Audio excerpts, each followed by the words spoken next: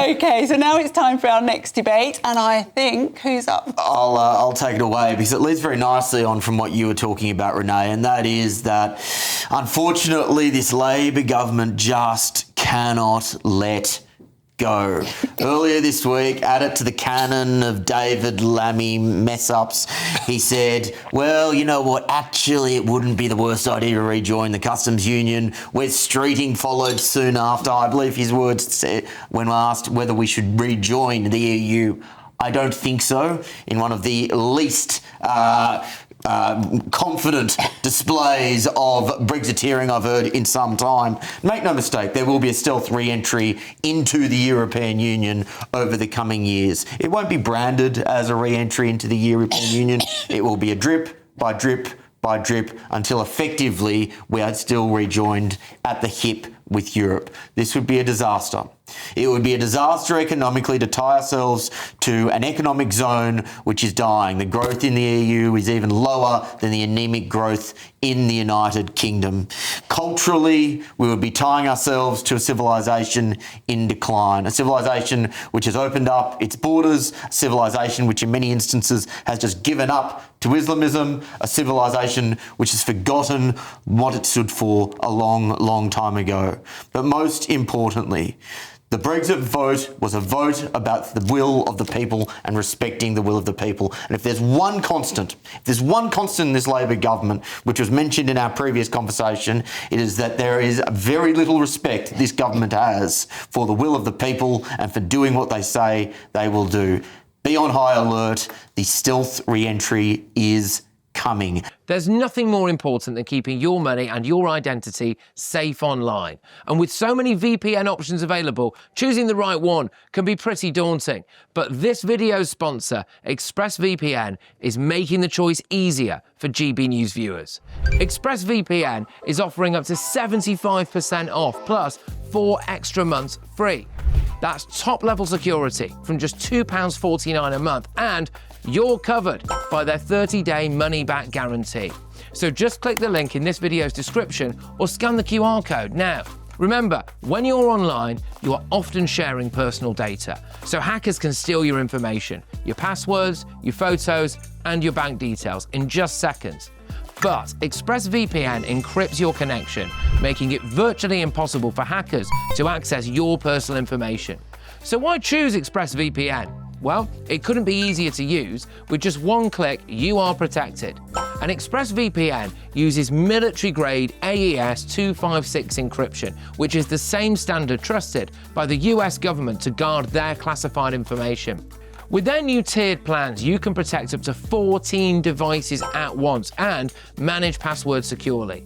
Live chat support is available 24/7, and it typically connects you in under a minute with a real person. Click the link in this video's description or scan the QR code to get up to 75% off ExpressVPN, plus 4 months extra for free. Start protecting yourself today with ExpressVPN. Alex, do you agree? 100% agree. I've been saying for a very, very long time that this Labour government is struggling so much that actually I think they're going to dangle the EU referendum card, a little bit like David Cameron did when UKIP were hot on his heels. They're going to dangle that in front of the left-wing voters and say, hey, look, we've got the golden ticket to an EU referendum and we're going to rejoin if you... They're just going to try and pull a David Cameron. That's how desperate they are. Now, I didn't say it in my monologue, but I'm going to say it now.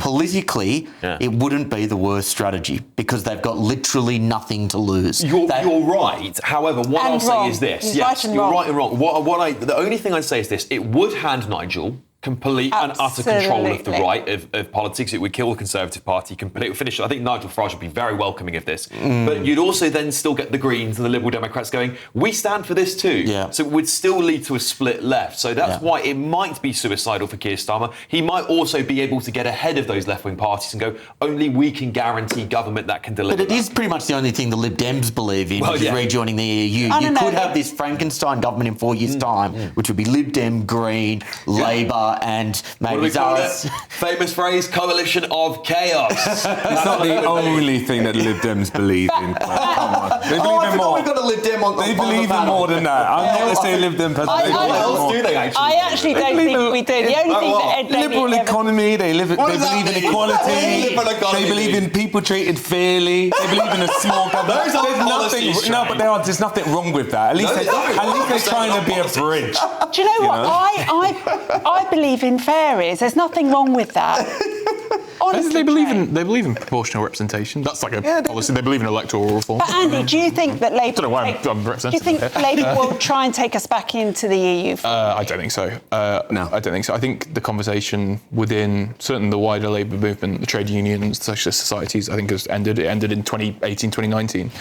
The conversation's over. It's moved on. To be honest, I'm not saying a formal re-entry into the EU. I'm saying all of the mechanisms by which you are effectively a part of the EU will be utilised. The customs union, for example. Once you get into the customs union, you are effectively a member of the EU without any political power. And this is what David Cameron essentially came back with before the referendum. He said, I've got this deal for you, which was the worst deal in history, which is we're in, but we're out, right? Yeah. We're in without voting on certain things so they can become a superstate and we can stay in the corner here, which is essentially what we've become today. We've actually just adopted David Cameron's Brexit negotiation. And he was a Remainer. And he was a Remainer, and it was a Remainer deal. We are currently living the consequences of that, which is no political power within the EU and realigning. I still stand with we should have just gone hard out. Yeah, hard out. But can you guys answer this though? What good has come out of Brexit? Honestly, generally.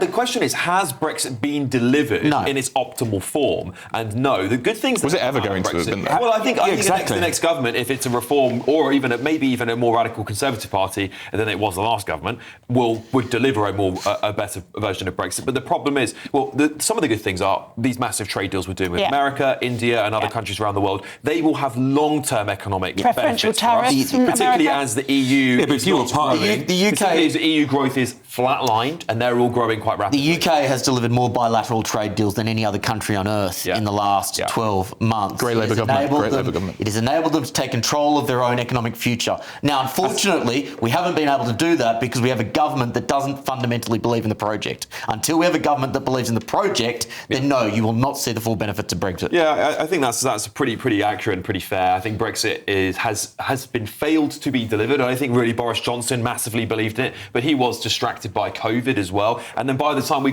just got over COVID, Rishi Sunak was practically out of office.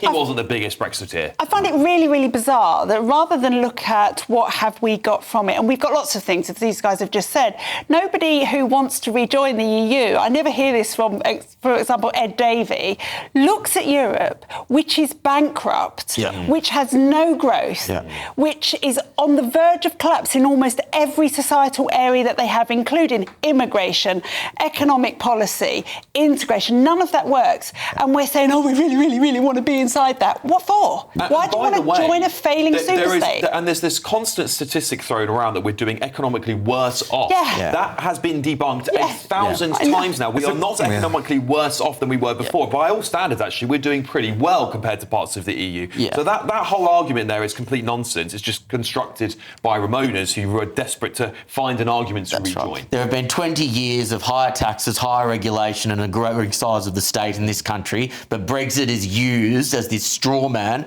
basically to say, well, that's the reason why the economy is stuffed. That means, ironically, that means you probably think Starmer's done a pretty good job considering he did a lot of this negotiation. Well, no, because he didn't do lots of the negotiation, and that's what Andy would have you believe. But, for example, the India trade deal has been worked through for the last 5-6 years, and they have just pushed it over the line. It did hit quite a big bottleneck in 2022, to be fair. Because what has Starmer given them in way of visas? When has he ever negotiated and said, look, unless you do this, you're not getting your visas? Do you know who my favourite Remainer of all time is? Remainer, OK, go on. Radical Conservative Liz Truss.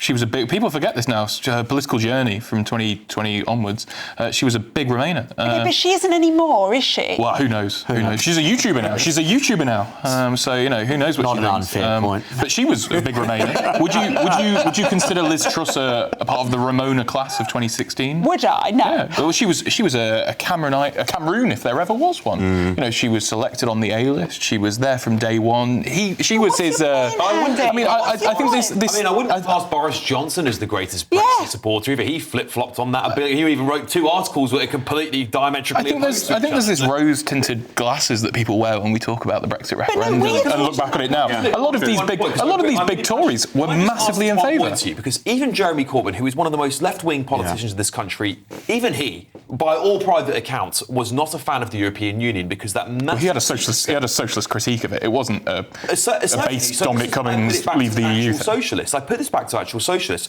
By workers' rights, the EU is actually not as good for people because they have no democracy. There's a big bureaucracy behind it. There's a far less control. It works much more hand in hand with massive corporations. You don't have to preach to me. I agree. I'm just saying. I agree. Actually, the EU is not this bastion of socialism and great. It's actually a neoliberal corporation. I supported left Brexit. I supported left Brexit. You don't have to preach to me. I can't help feeling that actually this ongoing desire to rejoin the EU stems from the fact that everybody in this country is just so damn unhappy about what it's like in this country. And they're clutching at straws that this might be the panacea to a happy place. It won't be a panacea to a happy place. That is exactly right. Basically, it is being used as an excuse for all of the country's ills, and it is also being used now as a political distraction by Labor for all of their faults and failings. There were a few pluses about the EU. What? I mean, look at hospitality. It's been absolutely decimated. But a lot of people have come. But that's true.